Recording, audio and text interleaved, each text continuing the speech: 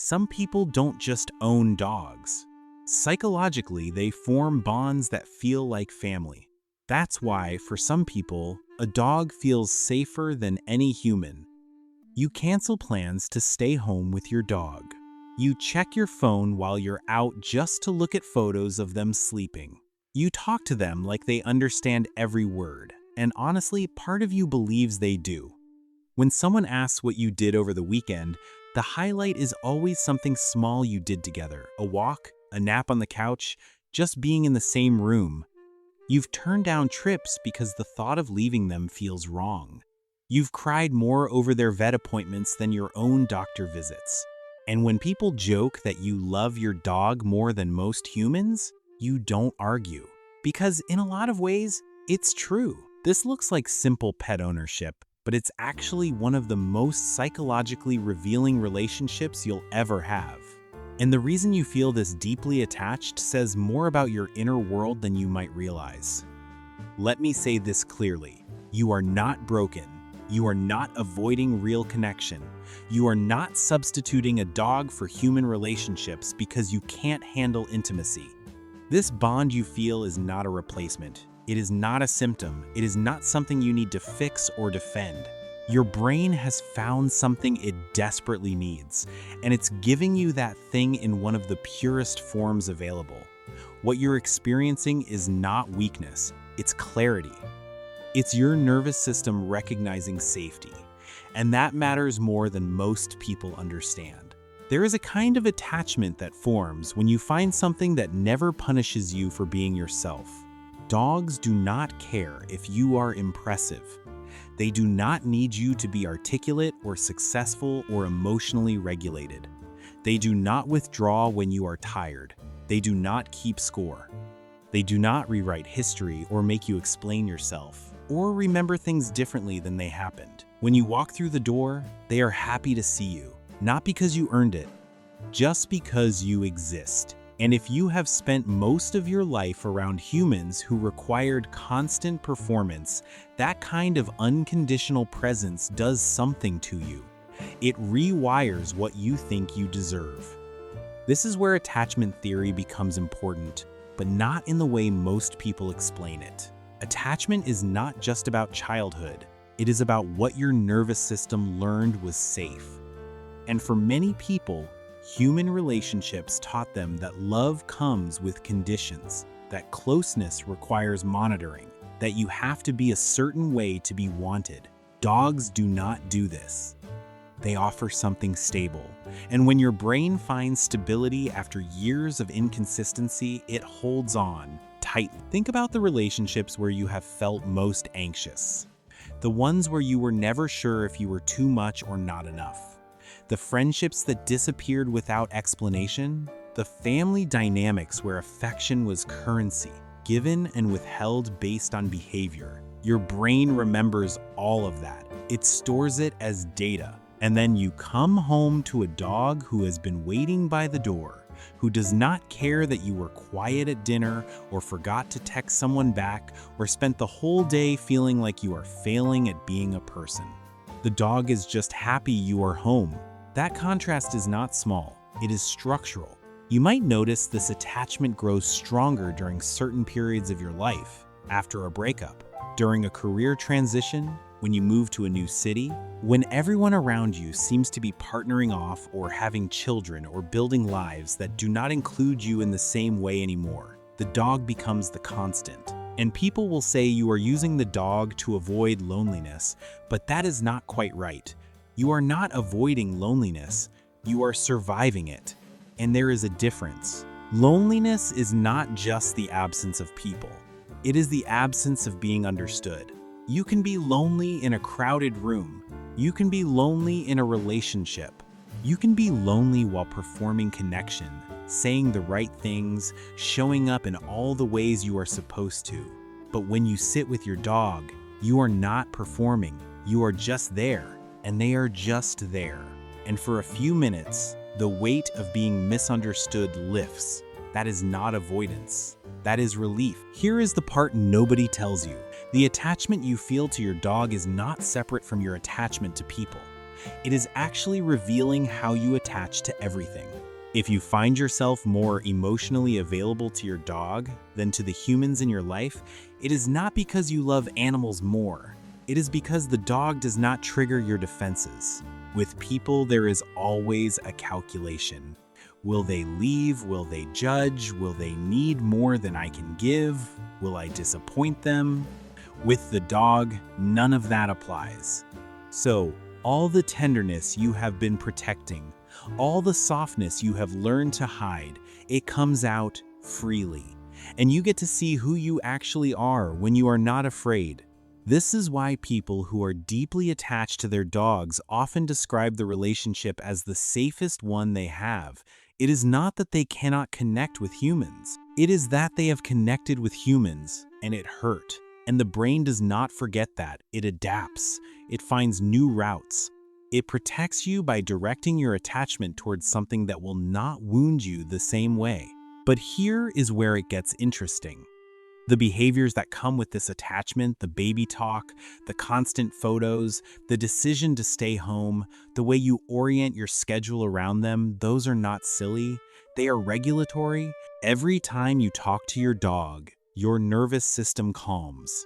Every time you make them the priority, you are creating predictability in a life that often feels chaotic.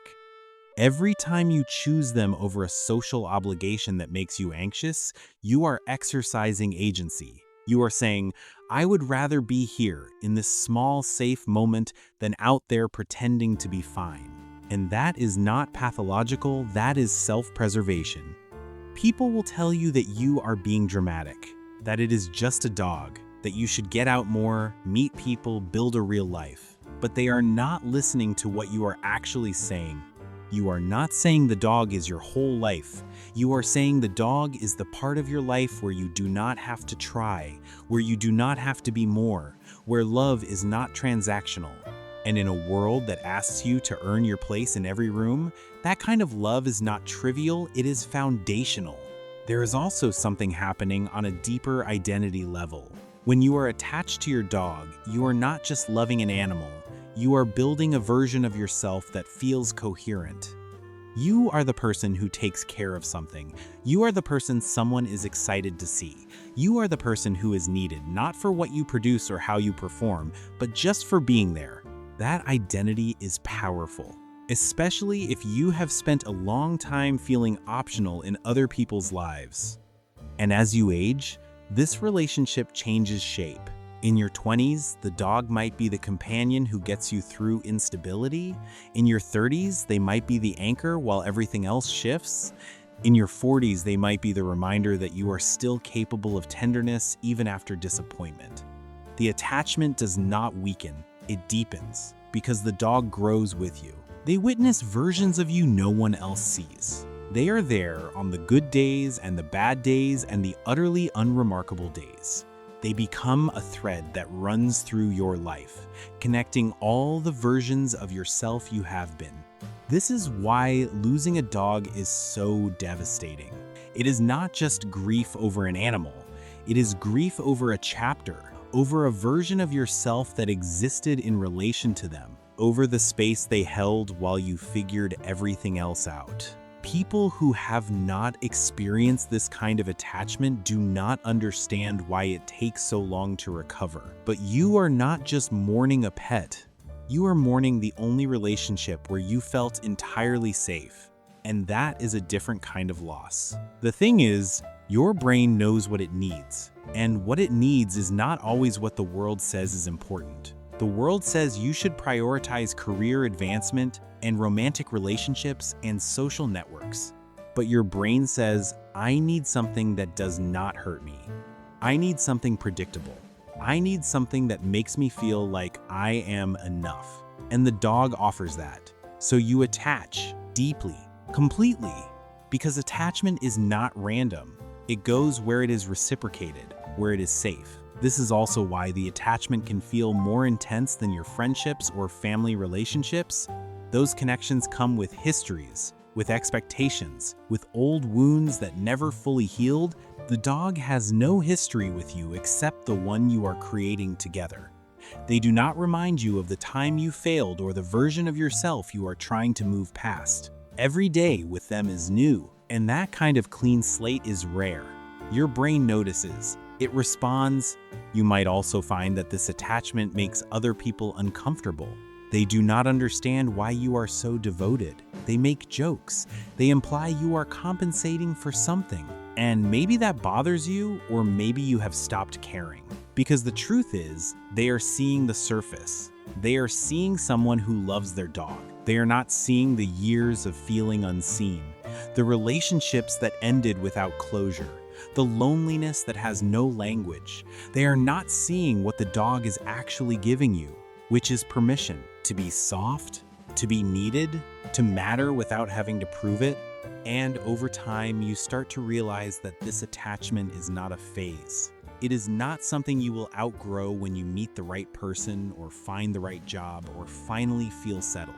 It is part of how you move through the world now. The dog is not filling a gap. They are creating a foundation.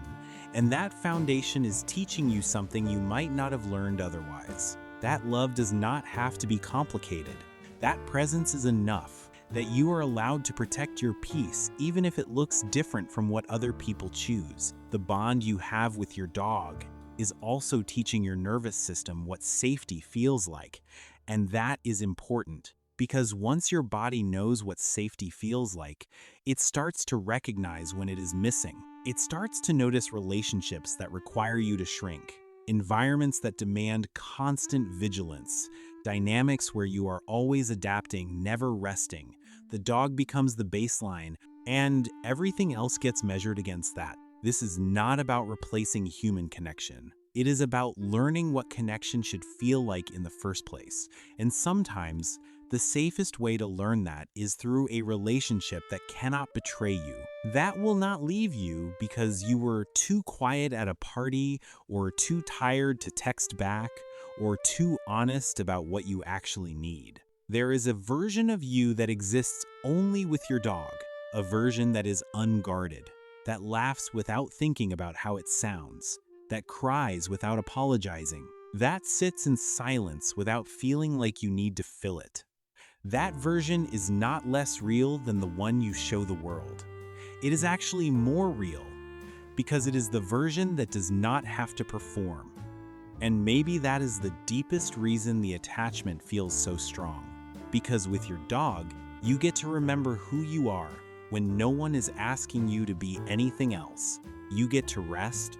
You get to be small and tired and imperfect. You get to need something without shame, and your dog meets you there every single time. So no, you are not broken. You are not settling. You are not avoiding life. You are building a life where love is not conditional, where presence is not transactional, where you are allowed to be exactly who you are, on the hard days and the okay days and the days where nothing happens at all. And that is not something to defend, that is something to protect. Because the truth is, most people spend their entire lives searching for the kind of connection you already have, the kind where you do not have to explain yourself, where you are wanted not for what you offer but just for existing, where someone is always happy to see you, not because you earned it, just because you came home. And if that is what you have found with your dog, then you have found something most people only hope for. You have found a place where you are enough, exactly as you are. And that is not a consolation prize. That is everything.